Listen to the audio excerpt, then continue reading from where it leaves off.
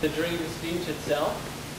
So just to get everyone up and out of their chairs and flowing, and then we'll go into the specific example. I'm going to yell out, what do we want? And the answer is a dream speech. And you guys are going to come out of your chairs, right? And when I say, what do we want, you're going to say, a dream speech. And you're going to say it laughing. We'll do it 3 times, and by the time we're done, you guys will be ready to actually share your example. But I promise I won't do this ever again. So, are you guys ready? Yeah. Are you ready? Well, come on, are you ready? Yeah. So what do we want? A dream speech. When do we want it? Now. What do we want?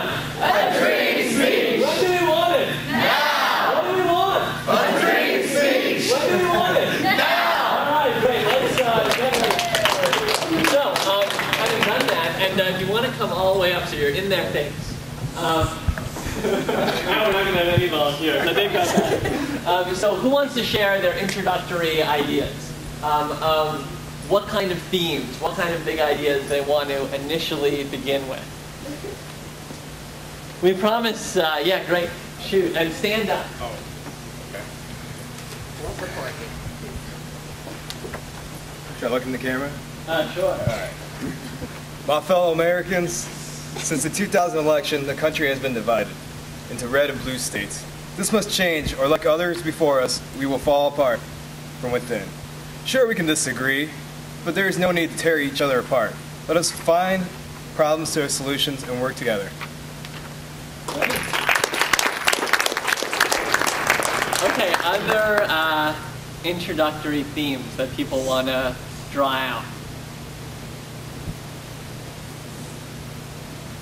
Yeah, right here, next to him.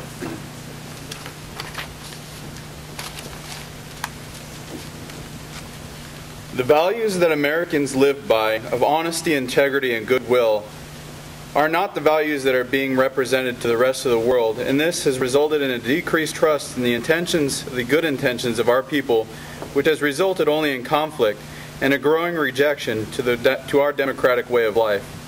This has increased the danger that Americans face today, and I didn't finish this sentence.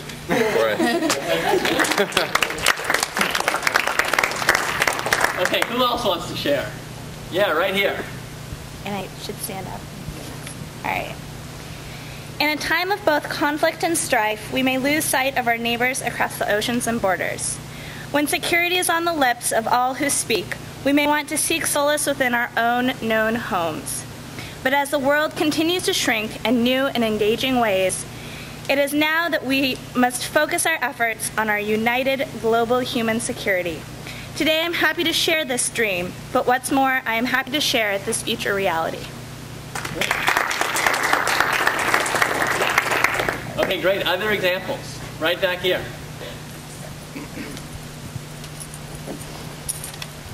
My fellow Americans, you've heard leaders and liberators throughout the years speak of dreams. But there's an inherent problem in a speech that embraces a dream in its context. You've heard aloof metaphors and analogies. It's time to stop this. An ideal conversation would engage all sides, not the proverbial two. There would be transparency, not the opacity of setting a stage or evoking a response from you, the listeners. No, my dream is a reality I hope isn't too far off. I submit we as a people consider responsible consumption of the media, and all forms of information that cross us. It is a far better agenda that is transparent and honest than opaque and hypocritical. My dream is a 2009 that embraces transparency and touts honesty. Let us openly talk with China, acknowledging shared governance. Let us openly admit foolhardiness and poor planning in Iraq. And let us admit our mistakes and imperfections, and in doing so, let us be strengthened. Let us learn and collaborate.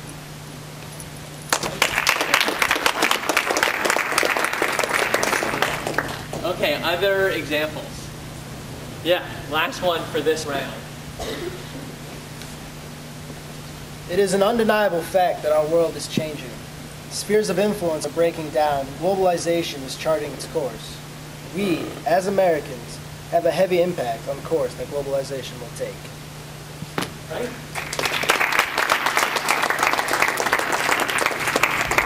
All right, before we move on, can I have a few people share what they thought were really positive innovations or ideas that they heard? Just a kind of get those kind of concepts behind what people said out there and connect it to the ideas of the guide. From earlier, what did people hear? Yeah. I think one of the important things that was put out, and I think a lot of people may feel the same too, that a lot of us, the general public, are tired of being looked at as the arrogant American, and would like to see have the rest of the world know that we're more than what's been portrayed in the media. Okay, great. So it's really talking to the regular American as if they are a thoughtful and interested bunch, and not kind of talking down with simplistic words. What else did people hear? Connected to some of the ideas we talked about earlier. How many people heard a lot of messages about interconnectedness? So that was really strong and resonated. How many people heard a lot about values in terms of connecting to people? We heard quite a few values in terms of honest and having integrity and principled leadership. And we heard values related to kind of U.S. responsibility in the world. Anything else that people want to share that they really appreciated in some of the remarks? Okay, great. We'll move on. So, step 2. You have a great introduction. And apparently I have emails coming up on the screen. I will shut that when we're doing the next session. Unless people are enjoying it while I'm not looking. So, stock taking. Stock taking is about describing what has worked and what's missing from our foreign policy. And one thing that they suggest is you start with what works. So they have some really cool examples. Even over the last few years, which this dream speech may be trying to set a new course and a new direction, there's been a lot of positive things that you might want to reaffirm. And they give some great examples. For example, American generosity after the 2004 tsunami, or social entrepreneurs in America like Bill Gates or Dr. Carl Farmer, who proved that the poorest of the poor could benefit from sophisticated AIDS and TB drugs. After 9/11, Americans actually gave more to charities, volunteered more of their time, joined the military or public service, sought out interfaith dialogues. And Americans have been at the front of a lot of recent innovations, winning many Nobel Prizes.